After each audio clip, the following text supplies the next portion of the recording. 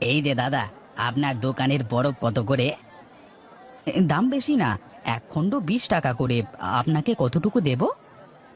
কি বলেন দাদা, এত দাম কেন? আমি না কিছুদিন আগেই 10 টাকা করে কিনে নিয়ে গেলাম।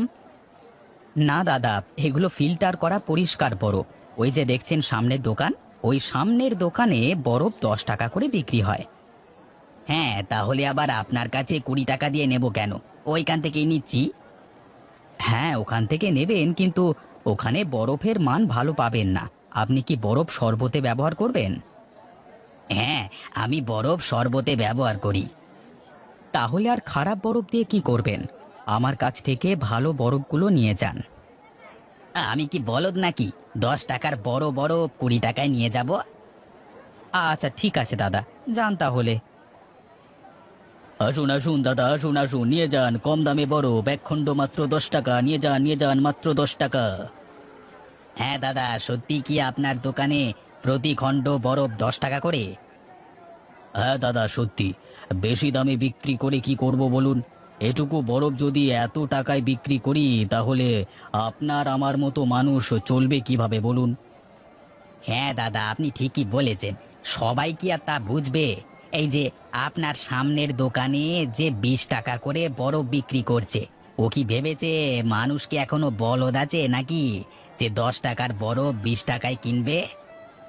ঠিকই বলেছেন, এখানে লাভ বেশি। মানুষ তো তাই করবে নাকি? হ্যাঁ হ্যাঁ, একদম ঠিক কথা। আচ্ছা তা যাই হোক, আমাকে 5 খণ্ড বরফ দিন তো। আচ্ছা ঠিক আছে, এই নিন, এই প্যাকেটে 5 খণ্ড বরফ আছে। আচ্ছা ঠিক আছে, এই নিন আপনার টাকা।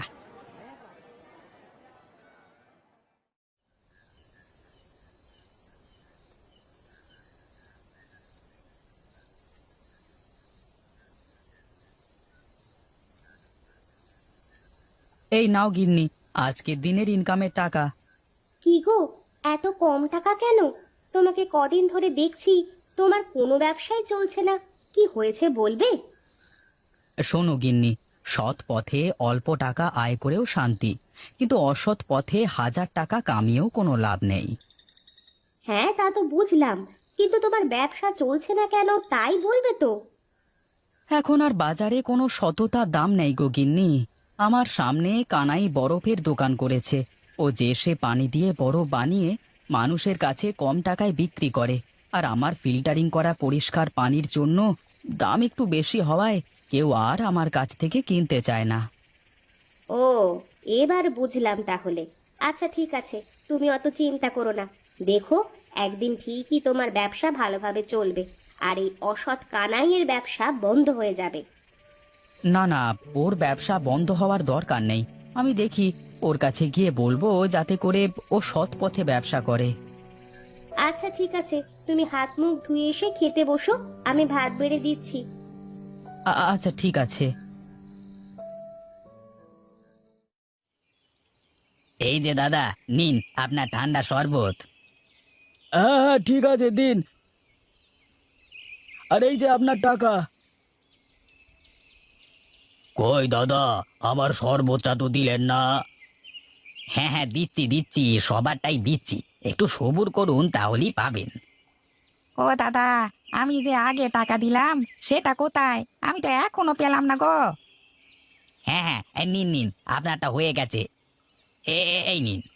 হ্যাঁ দাদা, আপনার শরবতগুলো অনেক সুন্দর হয়েছে। তাহলে আমিও আসি এখন, বুঝলেন?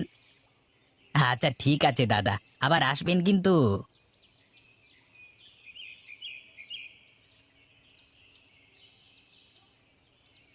কানাই, শোন রে ভাই, তোর সাথে একটু কথা আছে, দাঁড়া।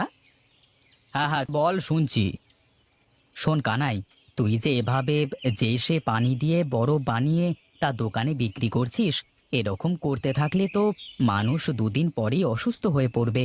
আর এর কারণে বড় বড় রোগ হতে পারে, যেমন ডায়রিয়া, কলেরা। হ্যাঁ, তাতে আমি কি করব? তা ব্যবসা বাদ দিয়ে কি বউ বাচ্চা নিয়ে ঘরে চুপ করে বসে থাকবো নাকি? এই, আরে না না, আমি তো সে কথা বলিনি।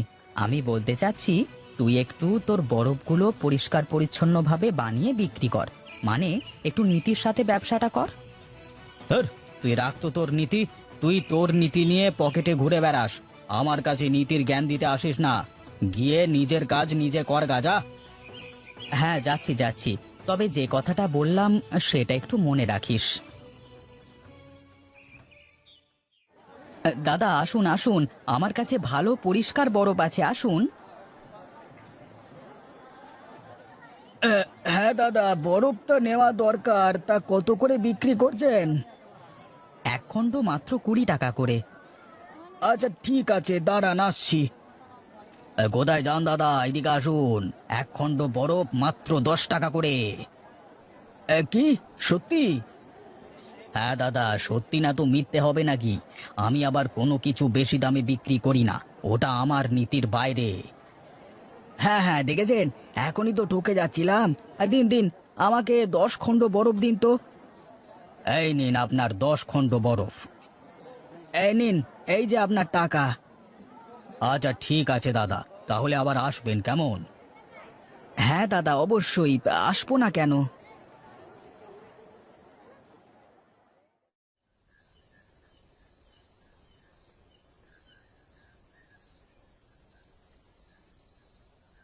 এই নাও গিন্নি। হ্যাঁ, আজকে বেশ ভালোই বেচা কেনা হয়েছে। ওরে বাবা রে, এ কত টাকা গো! এত টাকা কোথায় পেলে তুমি? হ্যাঁ, তোমার কানের নিচে না একটা থাবড়া মারবো। আমি কি করি? ব্যবসা করো। তাহলে আজ একটু বেচা কেনা ভালো হয়েছে তাই বেশি টাকা হয়েছে, এতে আবার জিজ্ঞাসা করবার কি আছে? না মানে ওই যে নিতাই দাদার বউ ভাবি তো আমার কাছে বলেছিল যে তাদের ব্যবসা তেমন চলছে না। সেও তো তোমার মতোই বরফের ব্যবসাই করে, এজন্যই আর কি জিজ্ঞাসা করছিলাম। ধুর, বাদ দাও তো ওদের কথা। ওরা শুধু নিজের দোকানের বরফের দাম বাড়িয়ে বিক্রি করে বলে বিক্রি হয় না, আবার বাড়ি এসে বলে ব্যবসা হয় না। ওদের কথায় কান দেবে না তো। আচ্ছা ঠিক আছে, তুমি গিয়ে হাত মুখ ধুয়ে আসো, আমি ভাত বেড়ে দিচ্ছি। হ্যাঁ তাই দাও।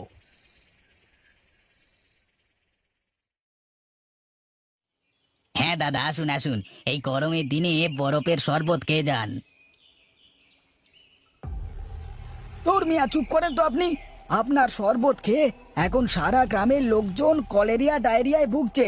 হাসপাতালে রোগী ঠেলায় জায়গা পাচ্ছে না মানুষ, আবার উনি এসেছে শরবত খাওয়াতে, যত সব। কি বলেন কি? সত্যি সবাই অসুস্থ হয়েছে নাকি? হ্যাঁ, তা নয় তো কি, আমি কি মিথ্যে কথা বলছি নাকি? হায় রে, বেশি টাকা লোভ করতে গিয়ে এখন সারা গ্রামের লোকের অসুস্থতার কারণ হলাম। ওই নিতাইদা ঠিকই বলেছিল, তার কাছ থেকে পরিষ্কার মানসম্মত বরফগুলো নিলে আজ আমার আর এই দশা হতো না।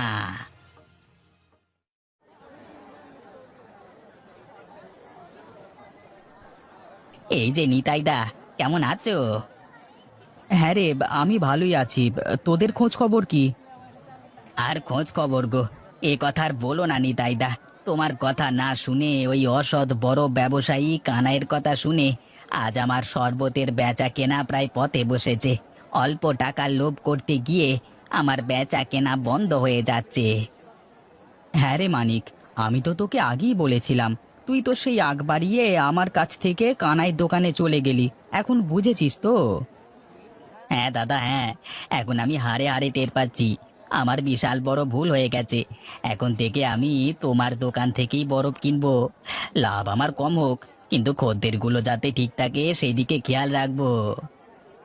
আরে এই তো বুঝতে শিখেছিস, এভাবে সৎ পথে থাকলে কোনো কিছুরই অভাব হবে না। আচ্ছা দাদা, আমাকে 10 খণ্ড বরফ দাও এখন। এই নে, এই ব্যাগে 10 খণ্ড আছে। এই নাও তোমার টাকা।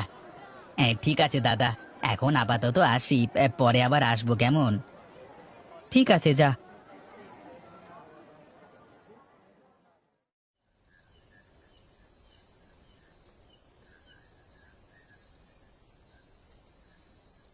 কোথায় গেলে গো গিন্নি? এদিকে এসো। হ্যাঁ আসছি। কি হয়েছে গো? হ্যাঁ, এই নাও আজকে টাকা। ও মা, এ কত টাকা! আজ মনে হচ্ছে ব্যবসা খুব ভালো হয়েছে। হ্যাঁ গিন্নি, হ্যাঁ, এখন থেকে ব্যবসা প্রতিদিনই ভালো চলবে, কারণ সবাই টের পেয়ে গেছে কার মাল ভালো আর কার মাল খারাপ। ওই কানাইয়ের বরফের শরবত খেয়ে মানুষ তো সব অসুস্থ হয়ে গেছে। তারপর থেকে ওর দোকানে আর কোনো খরিদ্দারি আসে না। সব খদ্দের এখন আমার দোকানে। হ্যাঁ, আমি বলেছিলাম না তোমাকে, সৎ পথে থাকলে এমনি রাস্তা খুলে যাবে। হ্যাঁ গিন্নি, তুমি ঠিক বলেছ। আচ্ছা দাও, খেতে দাও তো। হ্যাঁ, তুমি একটু দাঁড়াও, আমি এক্ষুনি আসছি খাবার নিয়ে।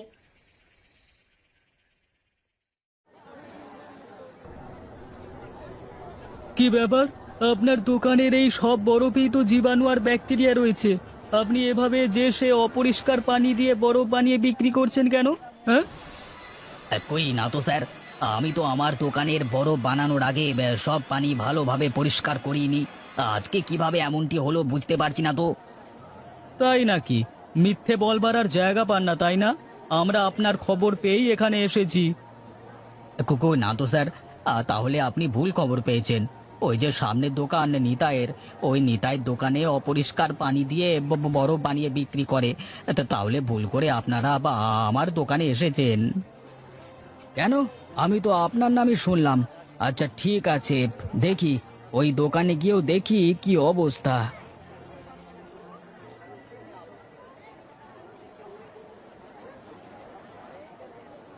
কই, নিতাইয়ের দোকানের বরফে তো কোনো প্রকার জীবাণু ব্যাকটেরিয়া কিছুই নেই।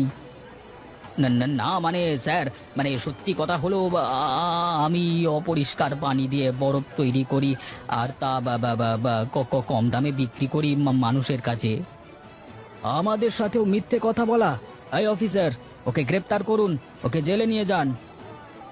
দেখলি তো কানাই, অসৎ পথে ব্যবসা করে কোনো লাভ নেই।